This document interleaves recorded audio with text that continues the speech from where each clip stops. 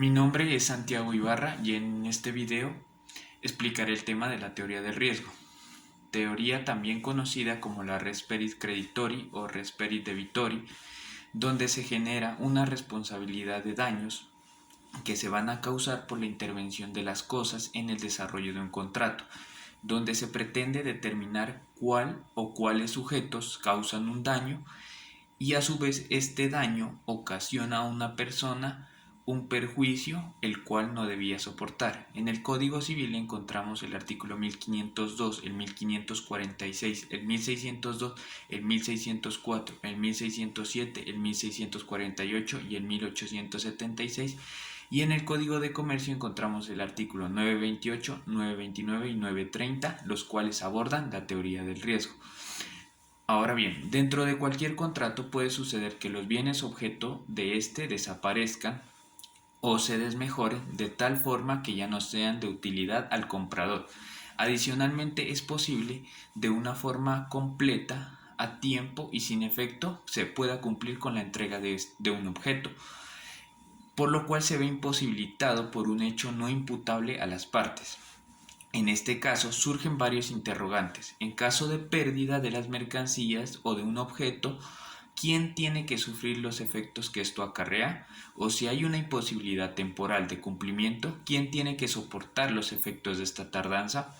Bueno, los anteriores interrogantes son situaciones que vienen a ser resueltas por la teoría de los riesgos, la cual a partir del momento de la transmisión del riesgo distribuye las consecuencias entre las partes que efectúan o que llevan a cabo el contrato. Si el deudor no puede cumplir con su obligación de entregar la cosa por haberse destruido, sea por un caso fortuito o fuerza mayor, que lo explicaremos más adelante, nos señala que esta teoría se aplicará en los contratos bilaterales, en los casos de pérdida de la especie o cuerpo cierto, o donde debe haber una imposibilidad de cumplimiento de la obligación en cuanto a entregar la cosa por haberse destruido. También es necesario resaltar dos asuntos. El uno es que esta figura también aplica para los casos en los cuales hay solo una imposibilidad temporal de cumplir con la prestación, pues determinará si una vez cesada la misma imposibilidad que impide el cumplimiento, el acreedor debe recibir, aunque ya no le interese, o el deudor deba quedarse con el objeto o la mercancía, porque ya no es del interés del acreedor. Un segundo asunto es que se da aplicación de la teoría del riesgo en cuanto el bien se pierde por un hecho que va a ser imputable a un tercero. No se tiene en cuenta la importancia de analizar quién tiene el riesgo de la mercancía en este aspecto, porque radica en que este riesgo es el que otorgará la legitimación para cobrar a un tercero los perjuicios sufridos. Y también hay que analizar cuál es la suerte de la contraprestación que se va a efectuar. Bueno, continuamos que para establecer esta teoría en casos ya prácticos dependerá del concepto del juez o del árbitro al momento de resolver la disputa para que pueda ser aplicada esta teoría, o de la estipulación de las partes que posea una cláusula, digámoslo así, dentro del texto contractual.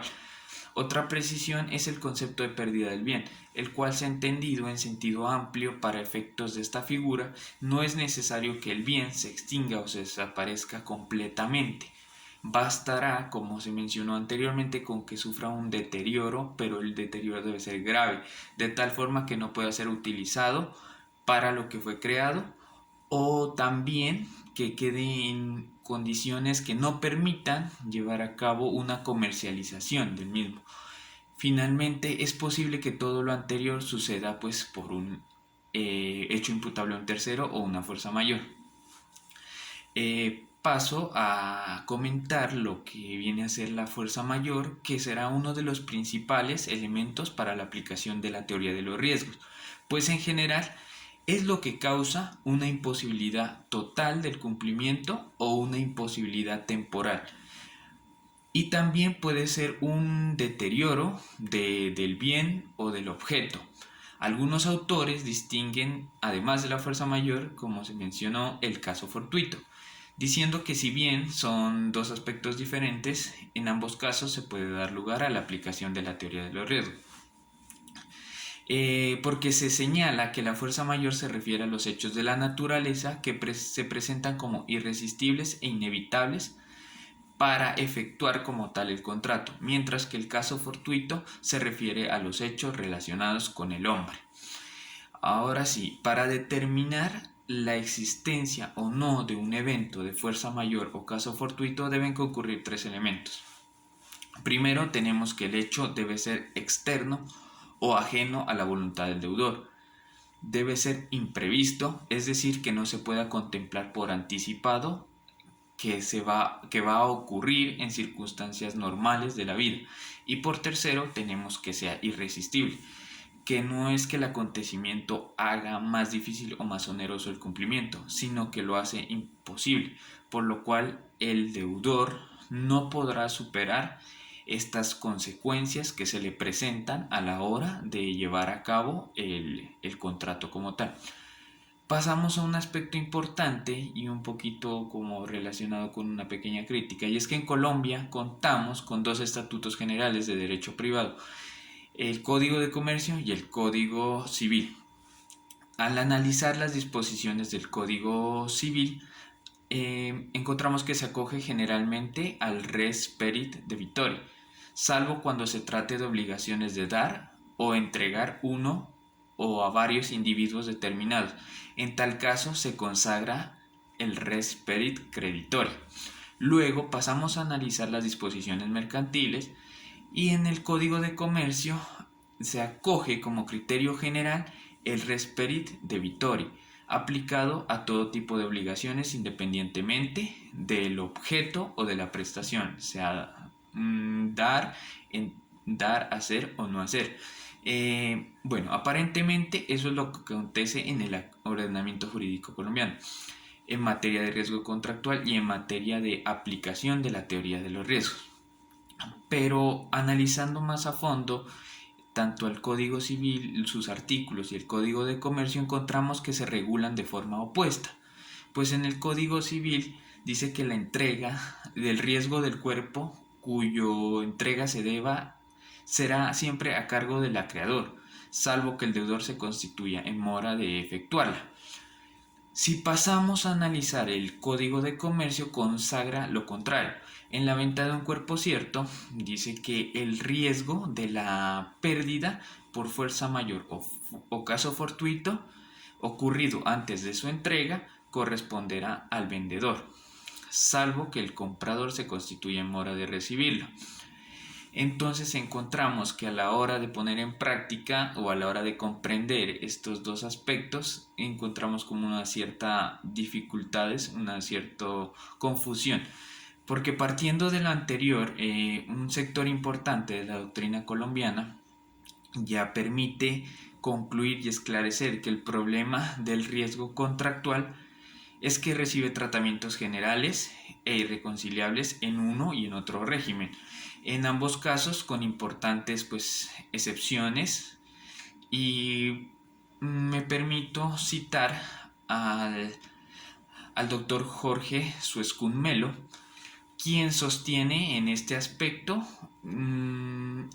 mencionar que el tratamiento de estos dos estatutos con relación a la referida teoría que estoy explicando no es idéntico, pues toda vez que existe una señalada diferencia entre estos dos conjuntos normativos.